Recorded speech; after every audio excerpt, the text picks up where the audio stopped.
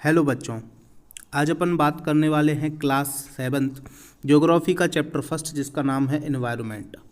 इस चैप्टर को अपन जानने वाले हैं बेटा। इसमें वर्ड आया एनवायरनमेंट। बचपन से अपन इस शब्द को बहुत अरसे से और बहुत लंबे समय से सुनते आ रहे हैं। इवन 5th क्लास तक तो ये अपना एक सब्जेक्ट भी होता था। एनवायरनमेंट क्या होता है, इस चैप्टर में अपन इस चीज़ को बहुत डिटेल में जानने वाले हैं।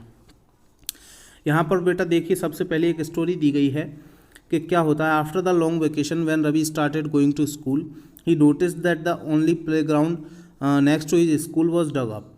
People said that a huge building with many flats will be constructed there. Ravi बेटा जब अपने वैकेशंस के ख़त्म होने के बाद स्कूल जाता है तो वो देखता है कि उसके स्कूल के बगल में जो प्लेग्राउंड था वो कैसा हो चुका है बेटा, उसमें खुदाई हो चुकी है।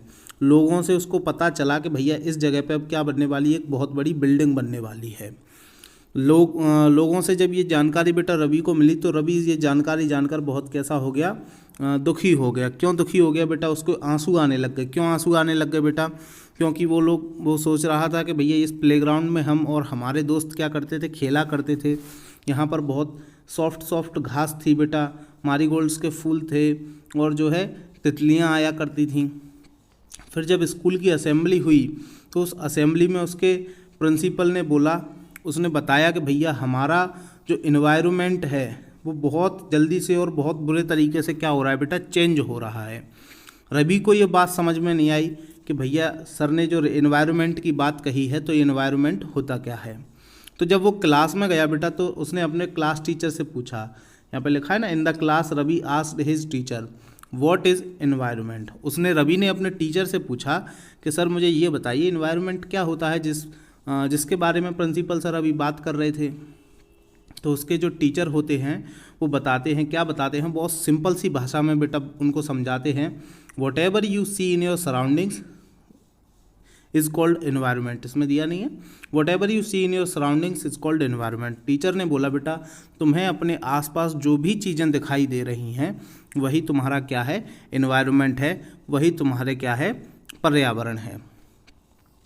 Ravi thought aloud Ravi thought aloud that means the school building, tables, chairs, classroom, even that open field, the road, garbage, my friends, all parts of our environment.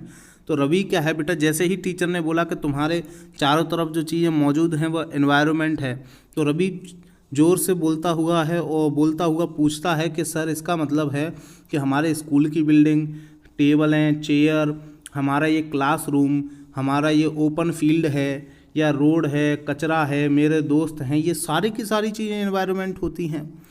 Yes, teacher ने कहा बेटा हाँ बिल्कुल सही कहा बेटा, जो भी चीज़ें तुम्हें अपने आसपास दिखाई दे रही हैं वो क्या है, एनवायरनमेंट है। But wait, some objects are extracted created by nature. Some objects are created by nature, for example mountains, rivers, trees, animals. Other are made by people, for example roads, cars, clothes, books. Teacher बेटा उसको समझाता है कि बेटा जो अपने environment में अपन को चीज़ें दिखाई देती हैं तो उसमें दो प्रकार की चीज़ें हैं। एक तो ऐसी चीज़ जो क्या है बेटा, नेचर के द्वारा बनाई जाती है, क्रिएटेड बाय नेचर, है ना, जैसे कि माउंटेन्स, पहाड़ हैं, नदियाँ हैं, या फिर अपन पेड़ों की बात करें या अपन जानवरों की बात करें, ये चीज़ें कैसी हैं बेटा, ये प्रकृति के द्वारा बनाई जाती हैं, ये भगवान के द्वारा, मतलब अपन को रेडीमेड फॉर्म में मिलती हैं, बनी बनाई मिलती हैं, अब अपन को नहीं बनाना पड़ता है। और रोड हुई, कार, कपड़े, किताबें, ये सारी चीज़ें इंसानों के द्वारा बनाई जाती हैं, है ना। उसके बाद उनका जो टीचर होता है बेटा उनको एक काम देता है। क्या काम देता है? Now work in pairs. उनसे बच्चों से बोलता है कि भाई तुम सब लोग क्या करो, जोड़ी में काम करो। कैसे, क्या काम करना है? Make a list with your classmate sitting next to you. एक दूसरे के साथ बैठो बेटा और एक लिस्ट बनाओ। किस लिस्ट? कैसी list? Of the creations of nature and by human beings. मतलब ऐसी चीज़ों की दो लिस्टें बनाओ जिसमें एक लिस्ट में लिखो कि भगवान के द्वारा कौन कौन सी चीज़ें अपन को बनी हुई मिलती हैं और इंसान के द्वारा कौन कौन सी चीज़ें बनाई जाती हैं। तो यही काम बेटा आप लोगों को भी मेरी तरफ से होमवर्क है। आप लोग एक ऐसी लिस्ट बनाइए और इस वीडियो के कमेंट में उसका फ़ोटो खींचकर या उसको लिखकर पोस्ट कीजिए। मैं सब लोगों की जो है लिस्ट को चेक करूंगा और सबको उनकी गलतियां बताऊंगा। अगर किसी से कोई गलती हुई है तो उसको समझाऊंगा भी, ठीक है। ये आपका होमवर्क है। बगल में देखिए बेटा एक बॉक्स दिया हुआ है। इस बॉक्स में क्या लिखा है?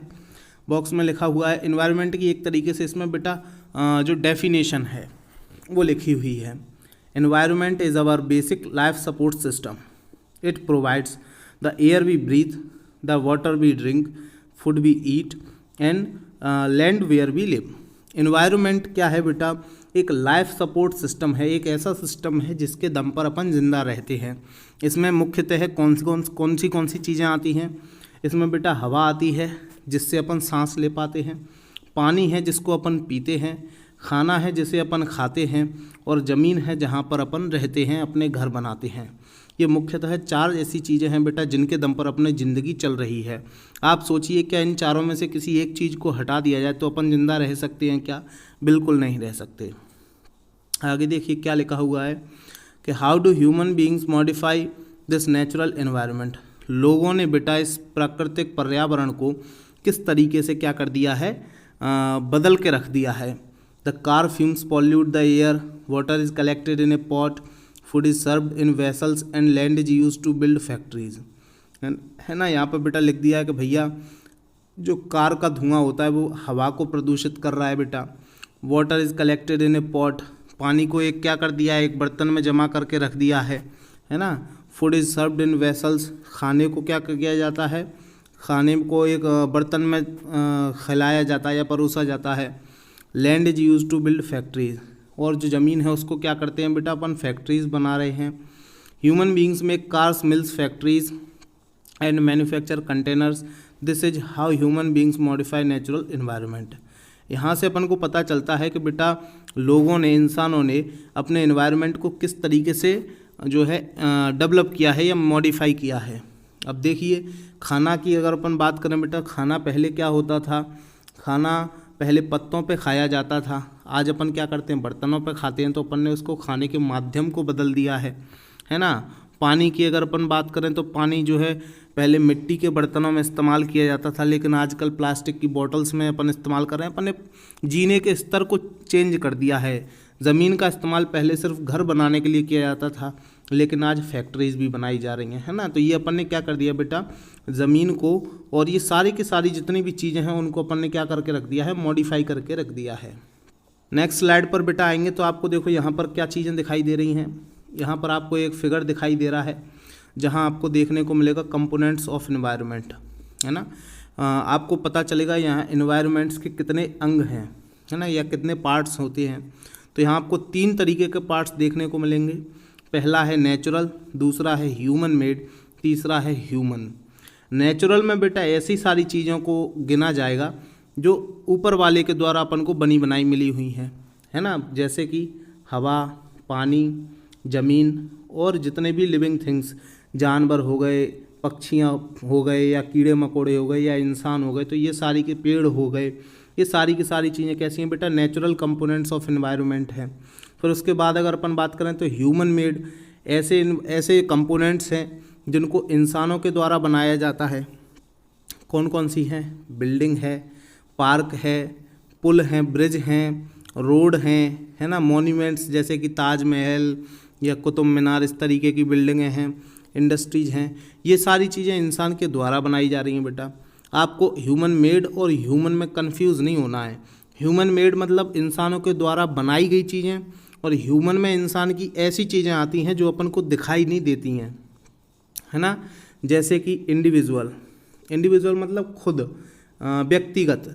दूसरा है फैमिली। अब आपसे मैं पूछूं कि आपकी फैमिली, अब जैसे बोलते हैं ना, अब अपने मम्मी पापा आ गए, अपना भाई बहन, दादी दादा आ गए, तो अपना ये क्या हो गया? परिवार हो गया। अब आप लोग बोलो कि सर हमारे तो क्या हैं, जैसे ये मम्मी पापा हैं, ये पापा हैं, ये मम्मी है, ये मैं हूँ, मेरा भाई है। तो आप यहाँ पर इंसान दिखाई दे रहा है बेटा अपन को, लेकिन ये सबको मिलाकर अपन ने नाम दिया है परिवार। परिवार नहीं अपन को दिखाई दे रहा है ना। जो चीज़ नहीं दिख रही वो क्या है? फैमिली है। ऐसे ही बेटा कम्युनिटी। अपन बोलते हैं कि समाज ऐसा है, समाज वैसा है। क्या समाज अपन को दिखाई देता है? नहीं देता बेटा। अपन को लोग दिखाई देते हैं, लेकिन सब लोगों के मिले हुए एक ग्रुप को अपन क्या बोलते हैं? समाज बोलते हैं या कम्युनिटी बोलते हैं। ऐसे ही रिलीजन की बात करें तो बेटा रिलीजन में भी अपन को रिलीजन दिखाई देता है क्या? नहीं दिखाई देता। उसमें भी अपन को सिर्फ लोग दिखाई देते हैं। और लोगों के जो पहनाव कल्चर होता है उसी के बेस पर अपन उनके लोगों के ग्रुप के पहनाव कल्चर इस सब को अपन क्या नाम देते हैं, रिलीजन का नाम दे देते हैं। ऐसे ही बेटा एजुकेशन की बात करें, है ना, अब स्कूल में आप आ रहे हो तो आपको किताबें दिखाई दे रही हैं, अक्षर दिखाई दे रहे हैं, टीचर दिखाई दे रहे हैं, स्कूल दिखाई दे रहा है, स्टूडेंट दिखाई दे रहे हैं, लेकिन ये पूरी की पूरी प्रोसेस, पूरी की पूरी चीज़ों को मिलाकर क्या बन रहा है बेटा, ये एजुकेशन सिस्टम बन रहा है ना। ऐसे ही इकोनॉमिक सिस्टम है, इकोनॉमिक सिस्टम में तो बेटा बहुत बड़ा सिस्टम है, ये एजुकेशन, हॉस्पिटल ये सारी की सारी चीज़ें किस चीज़ के अंदर आ जाती हैं, इकोनॉमिक सेक्शन के अंदर। ऐसे ही पॉलिटिकल सिचुएशन में बेटा जैसे पार्टियां आ गई, बीजेपी पार्टी या अपन बात करें कांग्रेस पार्टी, अब ये पार्टी अपन को क्या दिखते हैं बेटा, लोग दिखाई देते हैं, उन सब लोगों के मिले हुए ग्रुप को अपन क्या बोल रहे हैं, एक पॉलिटिकल पार्टी बोल रहे हैं। समझ में आ गया। तो कितने कंपोनेंट्स हैं टोटल बेटा, टोटल 3 कंपोनेंट्स हैं। कौन कौन से, नेचुरल, ह्यूमन मेड, ह्यूमन, ठीक है। और इन सब को भी मैंने आपको डिटेल में बता दिया है। आगे देखिए, increasing day by day we are therefore modifying and at this time destroying our natural surroundings, the teacher replied. बेटा अब यहाँ पर अपन को क्या बताया गया है कि दिन ब दिन अपन क्या कर रहे हैं, अपने इन्वायरमेंट को मॉडिफाई करते जा रहे हैं, और ये अपने इन्वायरमेंट के लिए कैसा है, बहुत ही हानिकारक है, बहुत ही ख़तरनाक है। अपन इससे क्या कर रहे हैं, अपनी नेचुरल सराउंडिंग को डिस्ट्रॉय कर रहे हैं, ख़त्म करते जा रहे हैं। क्यों ख़त्म करते जा रहे हैं बेटा, क्योंकि देखो अपन ने क्या कर दिया, पेड़ काट दिए, उनकी जगह पे बिल्डिंगें बना ली, है ना। नदियों को अपन ने पॉल्यूटेड कर दिया, उनमें केमिकल्स मिला कर पानी को अपन इस्तेमाल नहीं कर सकते। तो ये सब अपन क्या कर रहे हैं, डिस्ट्रॉय तो कर रहे हैं। आगे देखिए, आपको 2 तरीके के 2 फैक्टर्स दिखाई देंगे बेटा, एक बायोटिक फैक्टर, एक अबायोटिक फैक्टर। जितने भी जीव जंतु हैं, जिंदे लोग हैं बेटा, जिंदी चीज़ें हैं, वो सारी की सारी बायोटिक फैक्टर में आती हैं। जितनी भी मरी हुई चीज़ें हैं जिनमें जान नहीं होती है, वो अबायोटिक होती हैं। ये लिखा हुआ है the world of living organism, जैसे कि प्लांट्स एंड एनिमल्स। अब एनिमल्स और प्लांट्स दोनों ही कैसे होते हैं बेटा, जिंदे होते हैं, तो ये कैसा हो गया, बायोटिक। और एलिमेंट्स, लैंड, अब जैसे ज़मीन है, या अपन बात करें स्कूल की बिल्डिंग है, पेन है, चेयर है, ये सारी चीज़ें क्या है बेटा, मरी हुई हैं। क्या इनमें जान होती है, नहीं होती है। तो ये अपने लिए क्या है बेटा, अबायोटिक फैक्टर्स हैं। देखिए साइड में क्या लिखा हुआ है, from the above conversation you understand that place, people, things and nature that surround any living organism is called environment। environment की बेटा एक और क्या मिलेगी, डेफिनेशन। अब देखो समझिए इस डेफिनेशन में क्या बोल रहा है कि ये कोई इंसान है, लिविंग ऑर्गेनिज्म है। लिविंग ऑर्गेनिज्म में बेटा पेड़ भी हो सकता है कोई, ठीक है, या कोई इंसान भी हो सकता है, ठीक है। अब इसके चारों तरफ बेटा क्या होती हैं, मरी हुई चीज़ें होती हैं। मरी हुई मतलब बिल्डिंग्स हैं, रोड हैं, इलेक्ट्रिसिटी है, या अपन बात करें स्कूल है ना, दुकानें हैं, बाज़ार है, बसें हैं, रेलवे स्टेशन है। ऐसे ही पेड़ के चारों तरफ होती हैं ना, पार्क की दीवारें हो गई, रोड हो गई, सिनेमा हॉल हो गए। तो इन सब के चारों तरफ जो बेटा चीज़ें, किसी लिविंग ऑर्गेनिज्म के चारों तरफ की जो चीज़ें होती हैं बेटा, इस पूरे सिस्टम को मिलाकर अपन क्या बोलते हैं, इस पूरे सिस्टम को मिलाकर अपन एनवायरनमेंट बोलते हैं, ठीक है, जिसको शॉर्ट में अपन EVS लिख देते हैं। आगे देखते हैं, it is combination of natural and human made phenomena while the natural environment refers to ये देखो जो मैंने आपको बायोटिक अबायोटिक सिखाया था बेटा, उसकी क्या आ गई, डेफिनेशंस आ गई। नेक्स्ट स्लाइड पर चलते हैं। Human environment reveals the activities, creations and interactions among human beings। Human environment क्या करता है बेटा, एनवायरनमेंट अपन ने समझ लिया। जब भी आपसे पूछा जाए कि ह्यूमन एनवायरनमेंट क्या होता है, तो बेटा इसमें आदमियों से संबंधित, लोगों से संबंधित क्या होती हैं, एक्टिविटीज़ होती हैं, क्रिएशंस होती हैं यानी उनके द्वारा बनाई गई चीज़ें होती हैं, और इंटरेक्शन मतलब आपस में जुड़ी हुई प्रतिक्रियाएँ होती हैं, और साथ ही साथ ह्यूमन बीइंग। ये सारी की सारी चीज़ों को मिलाकर अपन ह्यूमन एनवायरनमेंट, मतलब आप ये समझ सकते हैं कि आदमी से संबंधित जितनी भी चीज़ें हैं वो सारा का सारा ह्यूमन एनवायरनमेंट है। जैसे स्कूल में जाना, हॉस्पिटल में जाना, पुलिस स्टेशन में जाना, शराब की दुकान पर जाना, ये सारी की सारी चीज़ें क्या हैं बेटा, ह्यूमन एनवायरनमेंट कहलाती हैं। देखिए अगली हेडिंग अपन को दी गई है कौन सी, अगली हेडिंग है अपनी, रेज करते हैं इसको। अगली हेडिंग दी गई है अपन को नेचुरल इन्वायरमेंट। नेचुरल इन्वायरमेंट में क्या लिखा है बेटा, land water air plants and animals comprise the natural environment. मतलब कि ज़मीन, पानी, हवा, पेड़ पौधे, जानवर, ये सारी की सारी चीज़ों को मिलाकर अपन क्या कहते हैं, नेचुरल इन्वायरमेंट कहते हैं। You are familiar with the meaning of lithosphere, hydrosphere, atmosphere and biosphere. अब देखो बेटा, यहाँ पर आपको तीन चीज़ें क्या है, चार चीज़ें एक्चुअली समझने को मिलेंगी, और ये तीन समझ लेंगे तो आपको ये समझ में आ जाएगा। अब समझिए आपको क्या समझना है, मैं समझाने की कोशिश करता हूँ। इंसान को जिंदा रहने के लिए बेटा, या किसी भी जिंदा व्यक्ति को, किसी भी जिंदा चीज़ को, चाहे वो कीड़ा मकोड़ा हो, है ना, पशु पक्षी हो, जानवर हो, इंसान का एग्जाम्पल लेके मैं आपको समझाने की कोशिश करता हूँ। ये एक बेटा जिंदा आदमी है, ठीक है, थोड़ा सा दुखी है, उसका मुंह लटका हुआ है ना, पतला है, खाता पीता नहीं है ज़्यादा इसलिए। अब ये बेटा जिंदा आदमी है। अब मुझे ये बताइए कि इसको जिंदा रहने के लिए क्या क्या चीज़ों की ज़रूरत पड़ेगी। तो बेटा इसको जो है जिंदा रहने के लिए तीन चीज़ों की ज़रूरत पड़ेगी। कौन कौन सी? सबसे पहली होगी बेटा एटमॉस्फियर। कौन सी होगी सबसे पहले? एटमॉस्फियर। दूसरी होगी कौन सी? लिथोस्फियर। तीसरी होगी हाइड्रोस्फियर।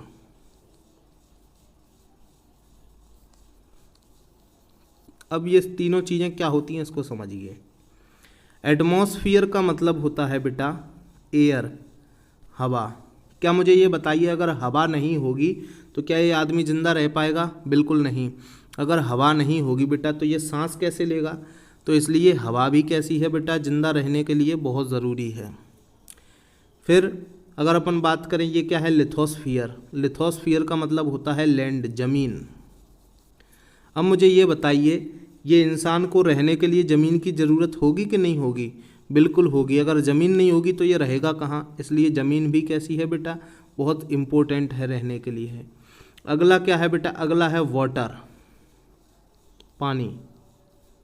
ठीक है, क्या ये पानी के बिना जिंदा रह सकता है? नहीं रह सकता। तो पानी भी क्या है, जिंदा रहना पड़ेगा। अब ऐसी जगह या ऐसा एरिया जहाँ पर क्या है, ऐसा एरिया जहाँ पर सिर्फ हवा ही हवा मिलती है उसको अपन एटमॉस्फियर बोलते हैं। ऐसी जगह जहाँ पर सिर्फ ज़मीन ही ज़मीन है उसको अपन लिथोस्फियर बोलते हैं। ऐसी जगह जहाँ पर सिर्फ पानी ही पानी है उसको अपन हाइड्रोस्फियर बोलते हैं। इनके एग्जाम्पल भी देखिए, जैसे कि आसमान, इसका सबसे बढ़िया एग्जाम्पल आप मान सकते हैं आसमान, स्काई, है ना। आसमान में सिर्फ हवा रहती है बेटा, हवा के अलावा और तो कुछ नहीं रहता है, तो वो आपका क्या हो गया? एटमॉस्फियर हो गया। उसके बाद है बेटा लैंड, ज़मीन। तो आप जैसे बात कर सकते हैं अपना, जितनी भी जहाँ भी ज़मीन है, जहाँ पर भी घर बने हुए हैं, बिल्डिंग्स बनी हुई है, वो सारी की सारी ज़मीन है ना। तो जो एरिया है बेटा, जिस एरिया में क्या है, कोई भी बिल्डिंग बनी हुई है, अब भाई ज़मीन नहीं होगी तो अपन रहेंगे कहाँ, कहाँ पर चलेंगे फिरेंगे, है ना। तो जो भी एरिया है, ज़मीन है, उसको अपन लिथोस्फियर बोलते हैं।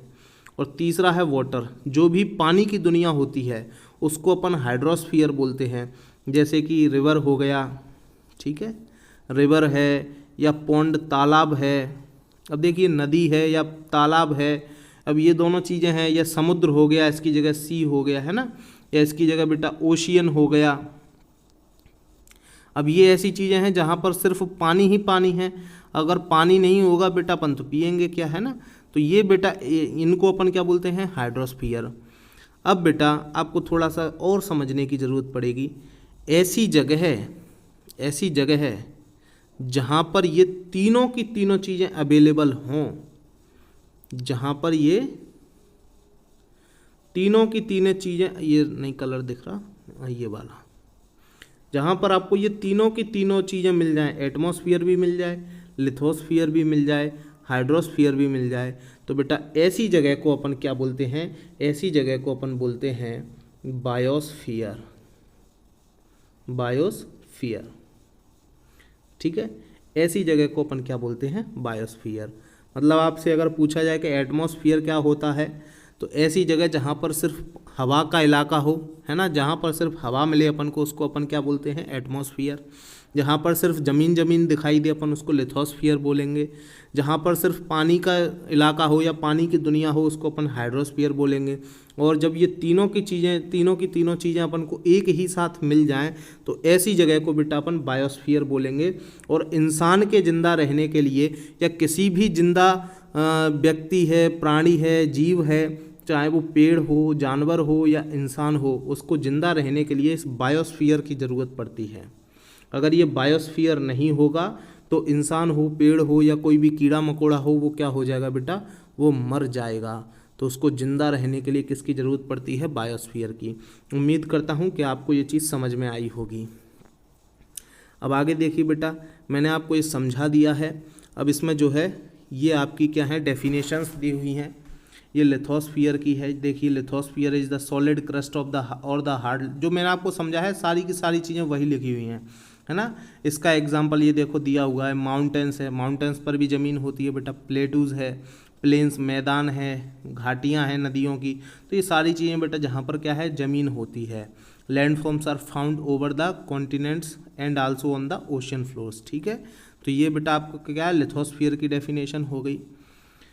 उसके बाद देखिए क्या लिखा हुआ है, lithosphere is the domain that provides us forest. Lithosphere में ही बेटा अपन को जंगल देखने को मिलते हैं, ग्रासलैंड्स देखने को मिलते हैं। ये सारी चीज़ें अभी आगे वाले चैप्टर्स में भी आएंगी अपने लिए। हाँ, ये लिथोस्फीयर में ही बेटा अपन खेती बाड़ी करते हैं और लिथोस्फीयर में ही इंसान अपने लिए घर बनाता है। ठीक है, और यहीं से अपन को मिनरल वेल्थ मिलता है, यानी यहीं से अपन को जो है खनिज प्राप्त होते हैं। ठीक है बेटा, तो ये आपका क्या हो गया, लिथोस्फीयर हो गया।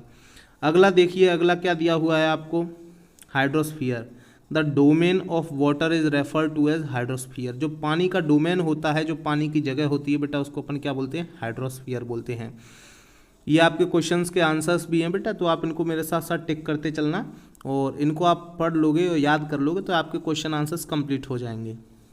It comprises various sources of water, different types of water bodies.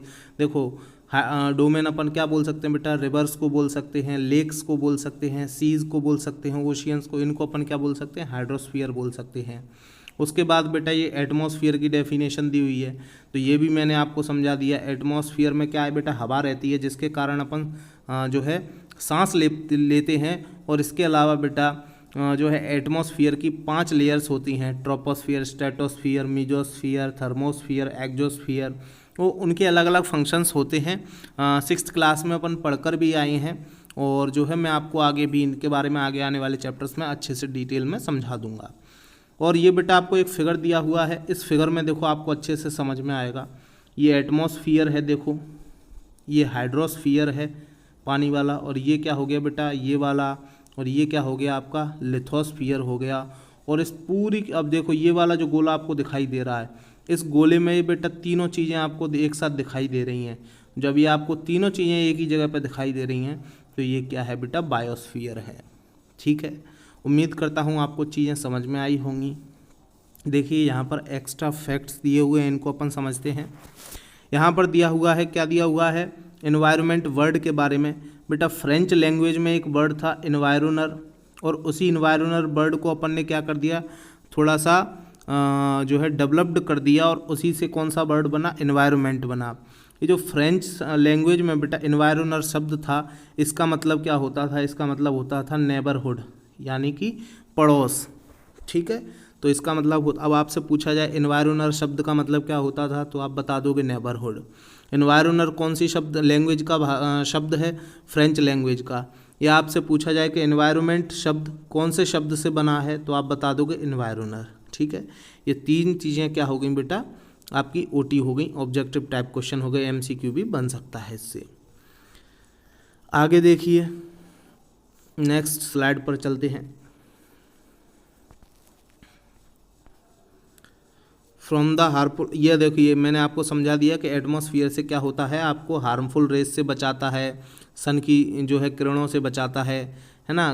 Number of gases, dust, water vapour, ये सारी चीज़ें इसमें पाई जाती हैं, है ना। एटमॉस्फेयर में बेटा अगर अपन बात करें गैसेज की, तो उसमें देखिए गैसेज का कितना और कैसे परसेंटेज रहता है, कौन कौन सी गैसेज होती हैं। सबसे पहले होती है बेटा नाइट्रोजन, जो आपको एटमॉस्फेयर में कितनी समथिंग अबाउट 78% देखने को मिलती है। उसके बाद सेकंड नंबर पर बेटा कौन सी रहती है, उसके बाद आपकी ऑक्सीजन रहती है ना। इसी ऑक्सीजन के कारण अपन लोग क्या है, सांस ले पाते हैं। ऑक्सीजन रहती है जो लगभग आपकी 21% रहती है। इसके अलावा अगर अपन बात करें बेटा तो आर्गन गैस है ना, या अपन जो है बात करें डस्ट पार्टिकल्स हैं, है ना, ये सारी की सारी चीज़ें मिलाकर आपकी जो है 1% रहती है। इस तरीके से आपका एटमॉस्फेयर का क्या रहता है बेटा, कंपोजिशन रहता है। ठीक है, आगे दे चलिए। Plant and animal kingdom together make biosphere, है ना। यहाँ पर क्या बताया गया है कि पेड़ पौधे और एनिमल, बेटा इंसान भी एनिमल में आता है। यहाँ पर एनिमल वर्ड आ रहा है तो आप ये मत समझना कि अपन जानवरों के बारे में बात कर रहे हैं, नहीं। इस एनिमल वर्ड में बेटा इंसान भी शामिल है। तो प्लांट एंड एनिमल किंगडम मतलब पेड़ों की और एनिमल जितने भी जीव हैं, है ना, इंसान, पेड़ पौधे, इंसान, ये पेड़ पौधे तो ये हो गए, इंसान, कीड़े मकोड़े, पशु पक्षी, जानवर, ये सबको मिलाकर के क्या बनता है बेटा, बायोस्फीयर बनता है। और द लिविंग वर्ल्ड, या अपन बोल सकते हैं कि बायोस्फीयर को ही अपन क्या बोलते हैं, लिविंग वर्ल्ड बोलते हैं, जीवित दुनिया। अब आपसे बायोस्फीयर की अगर डेफिनेशन पूछी जाए तो आप यहाँ से बताएंगे, it is a narrow zone of the earth where land, water and air interact with each other to support life. ठीक है बेटा, एक दूसरे के जीवन को सहारा देने के लिए जहाँ पर हवा, पानी और ज़मीन मिलते हैं उसी जगह को अपन क्या बोलते हैं, बायोस्फीयर बोलते हैं। अगली हेडिंग क्या दी गई है बेटा अपन को, अगली हेडिंग दी गई है अपन को ecosystem. At an NCC camp that Ravi's class was attending, Jessy exclaimed what a heavy downpour. एक एनसीसी कैंप था बेटा। एनसीसी कैंप किसका था, रवि की क्लास का। रवि की पूरी क्लास एक एनसीसी कैंप पर थी। उसमें एक बच्चा होता है बेटा जेसी, वो क्या करता है, उसको एक खुशी होती है। क्यों खुशी होती है, क्योंकि उसको अचानक क्या दिखाई देता है, एक झरना दिखाई देता है। ये देखिए फिगर में आपको दिखाई दे रहा है ना, ये झरना, ये वाला। तो ये झरना दिखाई देता है तो वो खुशी के मारे चल रहा था, वाह कितना अच्छा झरना है। It reminds me of my home in Kerala, you should come and see how it pours and pours and pours over the lush green fields and coconut plantation। तो जैसी क्या बोलता है बेटा कि इस झरने को देखकर मुझे अपने घर की याद आ गई। तुम कभी केरला आना मेरे घर पर, और वहाँ पर आपको क्या दिखाई देगा, ऐसे ही झरने दिखाई देंगे। और वो झरने क्या है, गिरते ही जाते हैं, गिरते ही जाते हैं, गिरते ही जाते हैं। किसके ऊपर गिरते जाते हैं बेटा, बढ़िया अच्छी घास है और क्या है, कोकोनट प्लांटेशन, मतलब नारियल के पेड़ हैं, नारियल की खेती पेड़ हैं। तो पेड़ों के ऊपर क्या है बेटा, जो झरना गिरता है तो ये बहुत ही अच्छा क्या मिलता है, नज़ारा लगता है देखने के लिए। अगले ही तुरंत बाद बेटा दूसरा बच्चा है हीरा फ्रॉम जैसलमेर। हीरा कहाँ से है, जैसलमेर से। तो वो क्या बताता है कि वी गेट नो रेंस, हमारे यहाँ तो भैया बरसात ही नहीं होती। वी सी ओनली कीकर एंड सैंड, हम लोग सिर्फ कीकर देखने को मिलता है हमें। कीकर बेटा क्या है, एक पेड़ है ना, जो क्या है रेगिस्तान में उगता है। सैंड मतलब रेत देखने को मिलती है। As far as the eyes can see but you also find camels, said Ravi. तो बेटा क्या बोलता है कि जो हीरा है कि आप जो है हमारे यहाँ आओगे तो हमारे यहाँ तो झरने वरने देखने को नहीं मिलेंगे, हमारे यहाँ तो आपको कीकर का पेड़ मिलेगा सिर्फ, और रेत देखने को मिलेगी। जितनी दूर तक आपकी आंखें जा सकती हैं सिर्फ आपको रेत ही रेत दिखाई देगा जैसलमेर में। क्यों दिखाई देगा बेटा, क्योंकि यहाँ पर बरसात ही नहीं होती, और जब बरसात नहीं होती तो पेड़ नहीं उगेंगे, पेड़ नहीं उगेंगे तो वहाँ की ज़मीन क्या हो जाती है बेटा, बंजर हो जाती है, इसीलिए वो रेत बन जाता है। रवि बोलता है कि भैया आपको यहाँ पर ऊँट भी देखने को मिलेंगे, कहाँ पर, रेगिस्तान में। ठीक है बेटा। Heera says not just camels if you visit our desert. Heera कहता है कि भैया सिर्फ कैमल ही नहीं, ऊँट ही नहीं, अगर तुम हमारे डेजर्ट में आओगे घूमने के लिए तो आपको सांप भी देखने को मिलेंगी, बहुत छिपकलियाँ देखने को मिलेंगी, और इंसेक्ट्स थ्रू बहुत अलग अलग तरीके के कीड़े मकोड़े देखने को मिलेंगे। रवि वंडर्ड, रवि आश्चर्यचकित होता है बेटा, रवि को अचंभा होता है। Why do the animals, the vegetation and the way people live vary from place to place, are they all related to each other. तो बेटा रवि को क्या होता है, आश्चर्य होता है, और वो आश्चर्य के बाद वो पूछता है बेटा, क्या पूछता है कि भैया जगह जैसे जैसे जगह बदलती जाती है तो क्या एनिमल्स जानवर भी बदलते जाते हैं, पेड़ पौधे भी बदलते जाते हैं। जैसे जैसे अपन एक मतलब जैसे कि उसने बताया ना कि जैसे इन्हें के केरल में नारियल के पेड़ हैं और हमारे यहाँ झरने हैं और जो है घास पर पानी पड़ता है, तो इस तरीके से उसने क्या बताया कि भैया हमारे यहाँ तो रेत है, ये है। तो रवि को अचंभा होता है और वो क्या पूछता है कि यार एक बात समझ में नहीं आई कि या ये लोग जो है एक से दूसरी जगह जैसे जैसे अपन लोग जाते जाते हैं तो क्या वहाँ पर पेड़ों में और लोगों में और वहाँ की जगह में तो क्या बदलाव आ जाता है, मतलब यहाँ पर कुछ और है वहाँ पर कुछ और। ओ yes very much so the teacher replied, teacher उसको बताता है बिल्कुल सही बेटा, आप अगर एक से दूसरी जगह जाओगे तो आपको क्या है चीज़ें बदलती हुई दिखाई देंगी। All plants animals and human beings depend on their immediate surroundings, जितने भी क्या हैं बेटा जानवर हैं, पेड़ पौधे हैं, है ना, या ह्यूमन बींग्स हैं, वो आपस की एक दूसरे की सराउंडिंग्स पर क्या करते हैं बेटा डिपेंड हैं, एक दूसरे पर निर्भर करते हैं। Often they are also interdependent on each other, हालांकि वो क्या हैं जो है एक दूसरे से क्या है इंटरडिपेंडेंट है। मतलब जैसे इंसान है, अगर इंसान चाहे तो बेटा कि पेड़ों को काट दिया जाए तो पेड़ों को काट कर भी इंसान जिंदा नहीं रह सकता है। पेड़ इंसान अगर पानी ना दे बेटा, उनकी देखभाल ना करे तो पेड़ भी उग नहीं सकता है। पेड़ ना हो तो कुछ जानवरों को भोजन नहीं मिलेगा, है ना। तो इस तरीके से बेटा क्या है सारी की सारी चीज़ें आपस में एक दूसरे पे क्या डिपेंड करती हैं, है ना, कोई किसी पर डिपेंड है, कोई किसी पर डिपेंड है। This relation between the living organism as well as the relation between the organism and their surroundings form an ecosystem.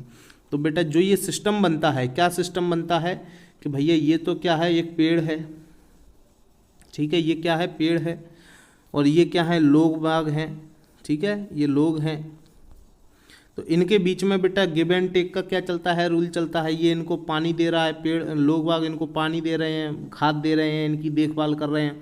तो जब पेड़ बड़ा हो जाएगा तो बेटा इसमें फल लगेंगे, फसलें होंगी तो वो इंसान को देंगे। तो ये आपस में एक तरीके से ये जो सिस्टम बन रहा है बेटा, इसी पूरे सिस्टम को अपन लोग क्या बोलते हैं बेटा, इसी पूरे सिस्टम को अपन इकोसिस्टम बोलते हैं। क्या बोलते हैं इसको, इकोसिस्टम, इकोसिस्टम।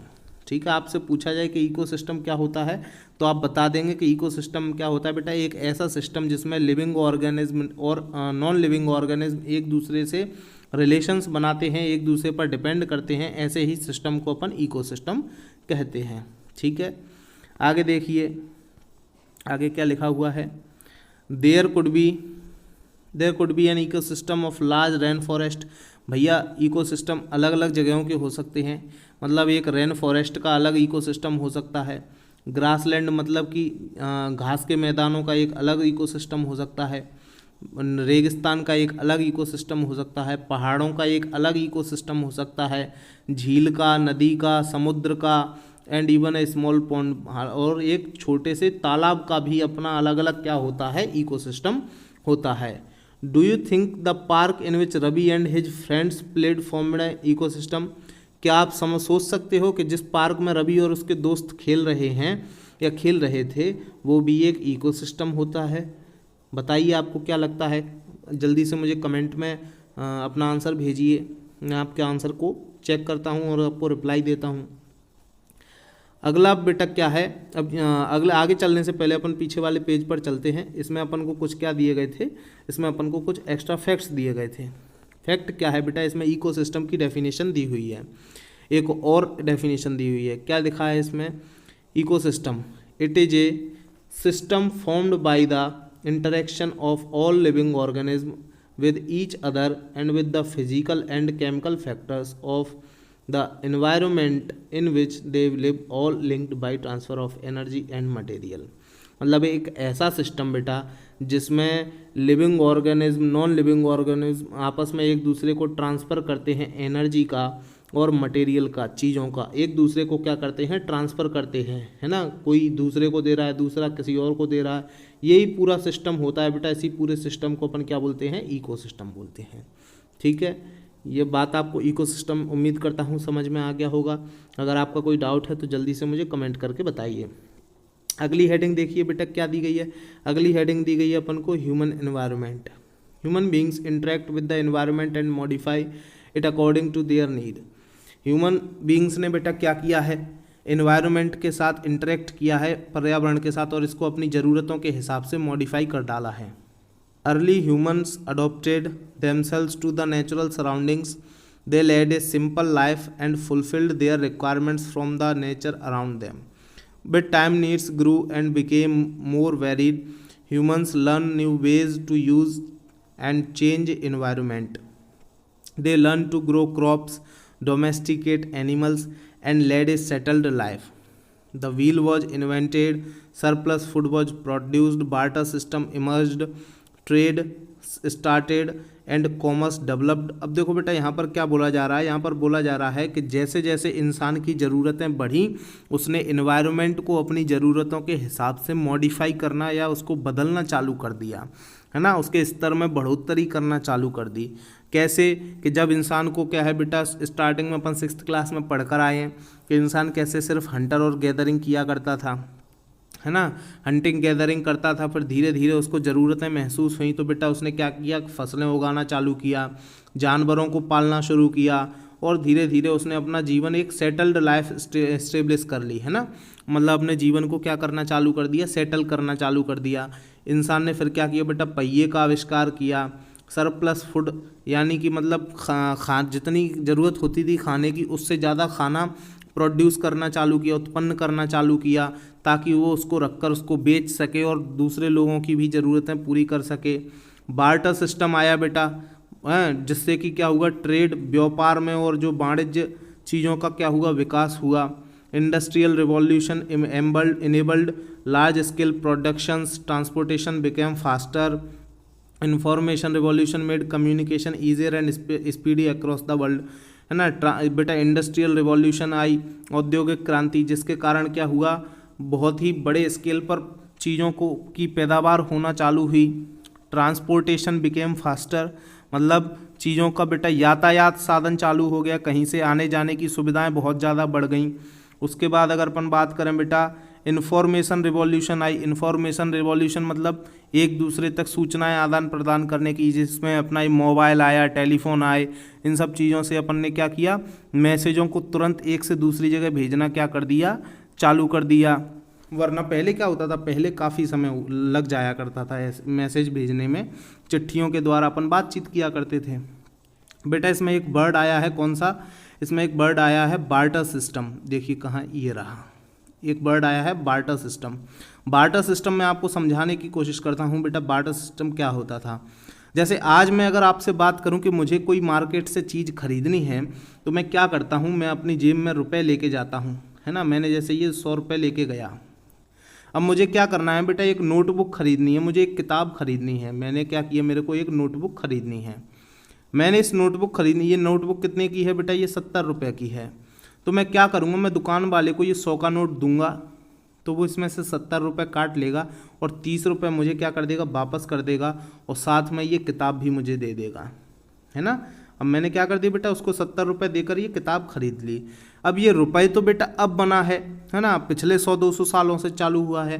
क्या आज से काफ़ी समय पहले भी ये ऐसे ही पैसे हुआ करते थे, कागज़ के या नोट्स के? तो नहीं बेटा, पहले क्या हुआ करता था, अब जब पैसे नहीं हुआ करते थे तो लोगों के बीच में चीज़ों को लेना देना तो हुआ करता होगा, वो कैसे होता था, तो उस समय पे बेटा क्या चला करता था, बार्टर सिस्टम चला करता था। बार्टर सिस्टम बेटा मैं आपको सीधा सा उदाहरण अभी अगर आपको देना चाहूँ तो जो लोग गांव में रहते हैं बेटा, जो लोग अपने गांव में रहते हैं, गांव में जिन्होंने देखा होगा वो इस चीज़ को बहुत अच्छे से समझेंगे। दुकान में आपको जैसे गांव की दुकानों से आपको कुछ सामान खरीदना है तो आप घर से जैसे गेहूँ लेकर गए, है ना, गेहूँ लेकर गए, या अपन बात करें बाजरा लेकर गए और उसके बदले में कोई चीज़ खरीद ली बेटा, उसको ले आए और ये गेहूँ वगैरह अपन जमा कर आए, तो यही क्या होता है, बार्टर सिस्टम होता है। बार्टर सिस्टम में क्या होता है बेटा, अब जैसे मेरे पास क्या है, मेरे पास है बाजरा, है ना, मेरे पास क्या है, बाजरा है, और मुझे गेहूँ की ज़रूरत है, और दूसरा व्यक्ति है जिसके पास गेहूँ है और उसको क्या है, बाजरे की ज़रूरत है। तो मैं क्या करूँगा बेटा, मैं ये बाजरा इस व्यक्ति को दे दूँगा और गेहूँ मैं ख़रीद लूँगा। समझ गए, मतलब एक चीज़ के बदले दूसरी चीज़ ले लेना, यही क्या होता है, बार्टर सिस्टम होता है। लेकिन ये सिस्टम अपन ने बंद क्यों कर दिया बेटा? बंद इसलिए कर दिया क्योंकि इसमें ऐसे लोगों को ढूंढना बहुत मुश्किल हो जाता था। अब जैसे मैं अपनी घर पे हूँ, मेरे पड़ोसी को बाजरा नहीं चाहिए, है ना, उसको दूसरी चीज़ों की आवश्यकता है, मान लीजिए उसको दाल चाहिए, इधर जो रहता है मेरे उसको सब्जियां चाहिए, उसको नहीं चाहिए बाजरा, तो अब मेरे को फिर ढूंढना पड़ेगा बेटा। अपने मोहल्ले से बाहर निकलूंगा, अपने गांव से बाहर निकलूंगा, तो मुझे ढूंढना पड़ेगा कि भैया ऐसा व्यक्ति मुझे कहाँ मिलेगा जो क्या कर सकता है, मेरे से बाजरा ले ले और उसके बदले में मुझे क्या मिल जाए, गेहूँ मिल जाए। तो ऐसे इस सिस्टम में बहुत ज़्यादा समस्या आया करती थी बेटा, इसीलिए इस सिस्टम को धीरे धीरे क्या कर दिया गया, बंद कर दिया गया लोगों के द्वारा, और इसीलिए क्या कर दिया गया, पैसे की खोज की गई। ठीक है बेटा, आगे देखिए क्या लिखा है। Have you ever thought why you love eating A juicy watermelon in summer? क्या आपने कभी सोचा है कि गर्मियों में आप जो है रसीला तरबूज खाना पसंद करते हैं? Hot roasted peanuts in winter, है ना, भुंजे हुए गरम गरम पीनट्स खाना पसंद करते हैं सर्दियों में। A perfect balance is necessary between the natural and human environment. ऐसा इसलिए होता है बेटा क्योंकि अपन लोग क्या करते हैं, क्या चाहते हैं कि ह्यूमन एनवायरनमेंट और नेचुरल एनवायरनमेंट के बीच में कैसा रहे, एक बैलेंस बना रहे। Humans must learn to live and use their environment in a harmonious way. इंसान को बेटा सीखना पड़ेगा, क्या सीखना पड़ेगा कि अपने एनवायरनमेंट को सद्भावनापूर्ण तरीके से किस तरीके से उसके साथ जिया जाए, है ना। अभी जैसे अपन को क्या है, मैंने सबसे बढ़िया एग्जांपल बेटा आपका पेड़ का है कि मुझे भैया घर बनाना है, जगह मिल गई तो मैं क्या करूं, पेड़ को काट दूं। तो ऐसा नहीं हो सकता बेटा, जितना हक हमें जिंदा रहने का है उतना ही हक एक पेड़ को भी है जिंदा रहने का। आगे देखिए, न्यूरी a girl from Mizoram from Ravi's class often talks about the lush green surroundings of her place. Seeing Ravi upset at having lost his playground, Nuri invited him to visit her homestead during the coming vacation. Ravi's teacher asked the student to draw the landscape, houses, activities of the people and places they visit during the holidays. तो बेटा क्या है, एक न्यूरी एक लड़की है जो कहाँ से आती है बेटा, मिजोरम से आती है। और मिजोरम कैसी जगह है, मिजोरम अब अगर अपन बात करें बेटा काफ़ी अच्छी जगह है, पहाड़ी वाली जगह है, हरियाली काफ़ी अच्छी होती है, ठीक है। और वो जो है देखती है कि भैया जो रवि है वो काफ़ी ज़्यादा उदास है क्योंकि उसका प्लेग्राउंड ख़त्म हो रहा है, उसकी जगह एक बिल्डिंग बन रही है। तो वो रवि को इनवाइट करती है कि भैया अगली छुट्टियों में तुम क्या करना, मेरे यहाँ पर घूमने आना मिजोरम में, क्योंकि मेरे यहाँ की जगह बहुत ही कैसी है, शानदार है। और इसी के साथ बेटा जो उनके टीचर होते हैं वो इनको एक होमवर्क देते हैं कि सब बच्चे अपनी अपनी जगहों के जिस जिस जगह वो रहते हैं वहाँ का एक लैंडस्केप या एक पेंटिंग बनाकर लाएंगे और जो है अगली छुट्टियों में हम मुझको क्या करना है, आप लोगों को दिखाना है। ठीक है बेटा, इसी के साथ जो है आपका चैप्टर क्या होता है, फिनिश होता है। उम्मीद करता हूँ कि आपको जो जितनी भी चीज़ें थी इसमें समझ में आई होंगी बेटा। देखिए एक चीज़ रह गई, ये आपका बार्टर सिस्टम की डेफिनेशन थी, मैं आपको समझा तो चुका हूँ। तो इसमें डेफिनेशन है, it is a trade in which goods are exchanged without the use of money, मतलब पैसे के बिना इसमें चीज़ों को ही आपस में क्या किया जाता है, एक्सचेंज किया जाता है। ऐसे ही सिस्टम को अपन क्या बोलते हैं, बार्टर सिस्टम बोलते हैं। ठीक है बेटा, इसी के साथ आपका जो है चैप्टर फिनिश होता है। अब जो भी बेटा यहाँ पर देखो चीज़ें दी हुई हैं, जैसे कि आपको क्वेश्चन आंसर्स दिए हुए हैं, what is an ecosystem, natural environment, components of environment, human made environment, lithosphere, biosphere, biotic environment, ये सारी की सारी चीज़ें अपन बुक में पीछे पढ़ के आ चुके हैं। सबकी डेफिनेशंस दी हुई हैं, वही डेफिनेशंस आपके इनके क्या हैं, आंसर हैं। अगला ये मैं आपको बता देता हूँ, विच is not a natural ecosystem, इनमें से कौन सा नेचुरल इकोसिस्टम नहीं है। डेजर्ट बेटा, रेगिस्तान तो नेचुरल है, भगवान ने ही बनाया है। फॉरेस्ट भी नेचुरल है, जंगल भी भगवान ने बनाया, अपन ने थोड़ी ना बनाए हैं। एक्वेरियम बेटा इंसान ने बनाया है ना, जो कांच वाला मछली घर होता है जिसमें मछलियाँ तैरती रहती हैं, वो अपन ने बनाया। तो इसका आंसर क्या होगा बेटा, बी वाला आंसर, बी इसका आंसर है। अगला क्या है, which is not a component of human environment, इन तीनों में से कौन सी ऐसी चीज़ है जो ह्यूमन एनवायरनमेंट का हिस्सा नहीं है ना। तो रिलीजन देखो बेटा ह्यूमन एनवायरनमेंट का है, कम्युनिटी भी ह्यूमन एनवायरनमेंट का है, ये अपन ने बुक में पीछे पढ़ा हुआ है। लैंड नहीं है, लैंड काय का हिस्सा है बेटा, लैंड नेचुरल एनवायरनमेंट का हिस्सा है। तो इसका आंसर ए ऑप्शन हो जाएगा। Which is a human made environment, इन तीनों में से कौन सा एक ह्यूमन मेड एनवायरनमेंट है, which is a human made environment. हाँ, अब बताइए भैया, माउंटेन, पहाड़, सी, रोड, इन तीनों में से कौन सी चीज़ इंसान के द्वारा बनाई गई है। तो बेटा रोड इंसान के द्वारा बनाई गई है, तो इसका आंसर क्या हो गया, रोड, सी वाला। Which is a threat to environment, इनमें से कौन सी एक चीज़ जो है इन्वायरमेंट के लिए ख़तरनाक है। पेड़ों को उगाना, या अपन बात करें आबादी का बढ़ना, या फसल उगाना। तो इनमें से कौन सी वाली चीज़ बेटा खतरनाक है, तो इनमें से सबसे ज़्यादा खतरनाक है आबादी का बढ़ना। ठीक है, ऑप्शन बी अपना आंसर है। उसके बाद अगर अपन बात करें मैचिंग्स की, तो मैचिंग्स में देखिए क्या है, बायोस्फीयर। बायोस्फीयर मैंने आपको बताया था ऐसी जगह जहाँ पर लैंड, वाटर, एयर तीनों चीज़ें मिलती हैं। तो ये देखिए लैंड, वाटर, एयर, तो इसका आंसर क्या हो जाएगा, फर्स्ट वाले का, ये फर्स्ट वाले का ई वाला हो जाएगा, है ना। उसके बाद क्या है बेटा, एटमॉस्फियर, ऐसी जगह जहाँ पर क्या हो, सिर्फ हवा ही हवा हो, है ना। तो एटमॉस्फियर का ये वाला हो जाएगा, बी का ए वाला। ठीक है, ये सेकंड वाला। हाइड्रोस्फीयर क्या हो जाएगा बेटा, डोमेन ऑफ वाटर, तो तीसरे का बी वाला हो जाएगा बेटा। इन्वायरमेंट का क्या हो जाएगा, अवर सराउंडिंग्स, हमारे चारों तरफ की चीज़ें ही क्या कहलाती हैं, इन्वायरमेंट कहा कहलाती हैं। उसके बाद बेटा गिव रीजंस है, ये आपको खुद करना है, एक्टिविटी है, ये आपका प्रोजेक्ट वर्क है। इसी के साथ बेटा जो है आपका क्या होता है, चैप्टर फिनिश होता है। उम्मीद करता हूँ कि आपको सारी चीज़ें बहुत अच्छे से समझ में आई होंगी। अगर आपको कुछ समझ में नहीं आया है, कुछ प्रॉब्लम आई है, तो प्लीज़ मुझे कमेंट करके बताएं। मैं आपको जो है आपके डाउट को बिल्कुल क्लियर करूँगा। ठीक है, इसी के साथ मिलते हैं बहुत जल्द अगली वीडियो में। तब तक के लिए धन्यवाद।